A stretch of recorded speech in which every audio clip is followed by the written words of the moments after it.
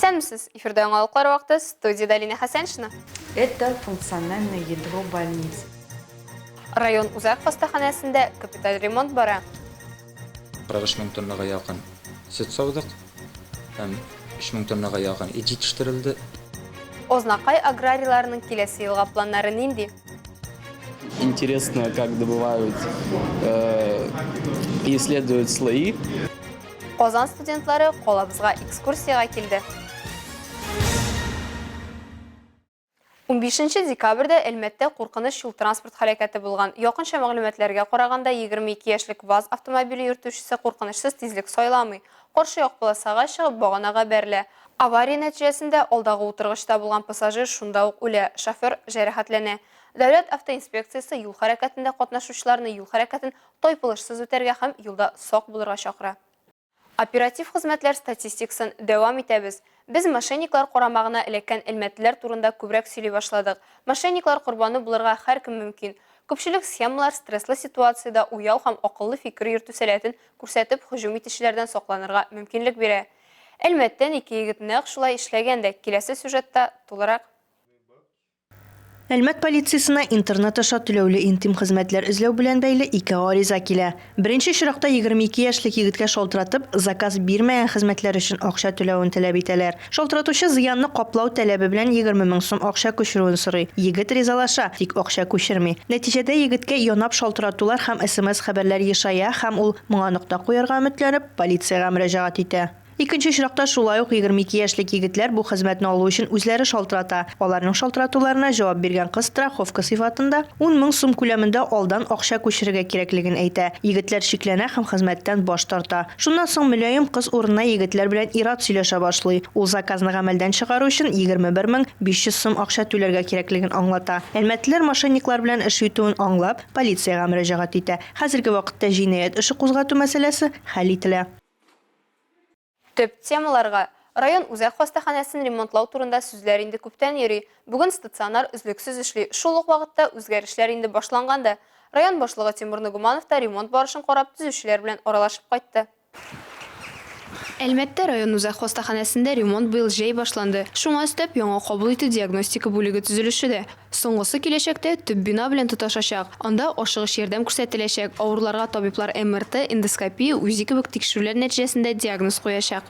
Это функциональный. Ул хастаханәнең функциональ үзәге бирдә диагноз кую өчен һәм ашыгыч медицина ярдәме күрсәтү өчен барлык хезмәтләр дә урнашкан. Пациент кабул ителә, аңа диагноз куела, пациент хирургиядан соң торгызыла һәм дәвалауны дәвам итү өчен төп корпуска күчә. Экстренной медицинской помощи.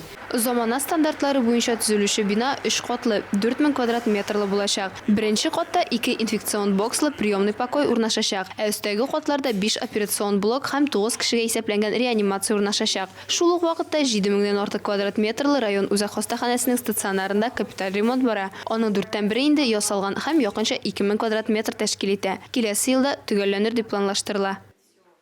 Агросәнәгать комплексы Ознакай районының икътисади нигезен тәшкил итә. Аграрийлар авыл хезмәтчәннәре елны ничек тәмамлый? Киләсе ел уңышына ныклы нигез салынганмы? Әлеге сорауларга җавап алу өчен безнең иҗат төркем авыл хуҗалыгы һәм азык-төлек идарәсе җитәкчесе Рамил Исламов белән очрашты. 2022 ел авыл хезмәтчәннәре өчен уңышлы килде. Быел 132 мең тоннадан артык бөртек җыеп алынды дип белдерде авыл хуҗалыгы һәм азык-төлек идарәсе начальнигы Рамил Исламов. Бу инде бүтән механизаторларыбызның, специалистларның, җитәкчеләрнең уртак күмәк хезмәт җимеше дип әйтәбез. Июль-август айларында корылык булуга карамастан инде без инде яфрактан 2 тапкыр токландырып һәм 1 гектарга 60 килограмм тәэсир итү көчендә ашлама кертү исәбеннән шушы уңышка ирешә алдык.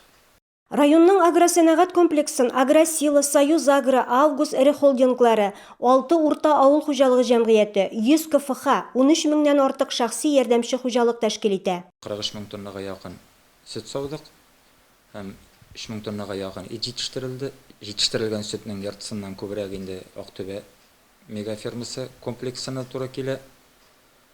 Анда инде безнең мөгезле эретерлек саны хәзер 6726 башка җитте. Шуның 3215 савым сыерлар һәм инде Семертон мәйданчыгында тагы 400 баш терлек асрала. Район буенча авыл хуҗалыгында уртача хезмәт хакы 36 000 сум. Бүгенге көндә авыл хуҗалыгы тармагында 1200 кеше эшли. Алар төрле бәйгеләрдә катнашып җиңүләр яулыйлар. Районның тагын бер ирешкән уңышы менә бу кубок. Әлеге күчмә кубокны Азнакай районына республика күләм бәйгедә терлекчелек өлкәсендә каплату буенча үткәрелгән бәйгедә тапшыралар.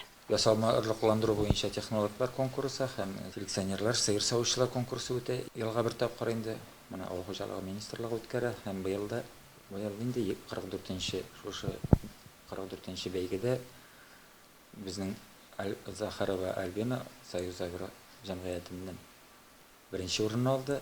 Аңа үзенә шәхсән кубок тапшырылды һәм инде районга безгә беренче тапкыр шушы Студентов исемендәге кубокны беренче булып безгә тапшырдылар. Бүгенге көндә хуҗалыклар тулысынча яхшы сыйфатлы орлык белән тәэмин ителгән. Районда киләсе ел уңышына ныклы нигез салынган. Илмира Шарифуллина, Рөстәм Әкбаров, Яңалыклар вакыты, Луч, Әлмәт телекомпаниясе. Башкала студентлары Әлмәт нефть институтының кампусы белән танышты. Казан фәнни тикшерү технологик университетында белем алучы яшьләр Әлмәт югары нефть мәктәбе тулай торагында тору шартлары белән танышты. Лаборатория тикшерү корпусында экскурсияда булды һәм студентлар өчен булдырылган мөмкинлекләр һәм үстенлекләр хакында белде. Әлмәт нефть институтының тулай торагы һәм лаборатория тикшерү комплексы Казан студентларын таң калдырды. Һәр экскурсияда катнашучы Татнефть компаниясе булдырган шартларның югары дәрәҗәсен, чисталык һәм матурлыкны билгеләп үтте. Приехал посмотреть на исследовательскую лабораторию. В принципе, очень интересно, как добывают и исследуют слои. Вот, например, тоже на гамма-исследования. Экскурсияда катнашучылар арасында карарга гына килеп, нефть кызык түгел дигән фикердән баш тартучылар да булды. Сегодня я поменяла свое мнение кардинально. Мне было очень в новинку, что вот эти сваи, вот эти столбы, то, что их разрезают, исследуют. Я представляла добычу нефти как-то себе по-другому. Меня это очень заинтересовало. Экскурсияга килгән башкала студентлары фикеренчә, заманча шартлар булдыру авыр да кызыклы да һөнәргә өйрәнергә теләүчеләр санын арттырырга мөмкинлек бирә. Казан Милли тикшерү технология университетын тәмамлап, Әлмәт нефть институтына магистратурага укырга керү турында да уйлана башладылар. Когда мы были в общежитии, мне понравилось то, что все очень современно сделано, все для комфорта жителей общежития. Также они обделили преподавателей, для них построены квартиры. Не факт, что я останусь в Казани или где-то, может, и сюда приеду, да, в родной город, почему бы и нет. Олимпия резервындагы спорт мәктәбендә 2011-2013 елгы егетләр арасында грек-рим көрәше буенча Әлмәт районы һәм шәһәре беренчелеге узды. Ярышларда 88 яшь көрәшче катнашты. Алар 13 авырлык категориясында көч сынашты. Әзерлекләрен күрсәтеп, грек-рим стилендәге көрәшчеләр 13 алтын, 12 көмеш һәм 19 бронза медаль яулады. Үсеп килүче буын спортчыларын уңышлы чыгышлары белән өлкән тренерлар һәм мәктәп директоры Эдуард Гаджиев тәбрикләде. Татнефть компаниясе ярдәме белән Әлмәттә коймаклы йөгереш узачак. Кышкы сезон ярышларында катнашуга гаризалар инде кабул ителә башлады. Табадагы коймак белән дистанция йөгереп, яңа елны якынайтырга бәйрәм балачак мөхитенә чумырга теләүчеләрне коймаклы узыш, тренировка, акчалата призлар һәм бүләкләр көтә. Фестивальдә катнашу өчен экранда күрсәтелгән сылтама буенча узып, гариза калдырырга киләсе якшәмбе 25 декабрьдә 14 сәгать 30 минутта Нефтче мәдәният сараена килергә кирәк. Катнашу бушлай. Бүләк фонды 50 000 сум тәшкил итә. 24 декабрьнең кичке 6-сына кадәр гаризалар кабул ителә. 17 декабрьдә Әлмәттә пауэрлифтинг һәм көч спорт төрләре буенча Россия кубогы узачак. Ярышлар 11 спорт төрендә 26 номинациядә узачак. Адыгея, Башкортстан республикалары, Тамбов, Белгород, Волгоград, Оренбург, Самара, Саратов, Свердловск өлкәләреннән катнашучылар җыелыр дип көтелә. Әлбәттә, 21 шәһәрнең данын яклаучы спортчылар арасында Татарстан командасы да булачак. Россия кубогында катнашу өчен балалар, иратлар, хатын-кызлар, сәламәтлекләре шикле спортчылар гариза биргән. Шулай ук калабызга дөнья һәм Европа чемпионнары да киләчәк. Әлегә шулар, мин Лина Хәсәншина һәм монтаж операторы Оля Берамалова сезнең белән сау булашабыз. Исәнмин булыгыз.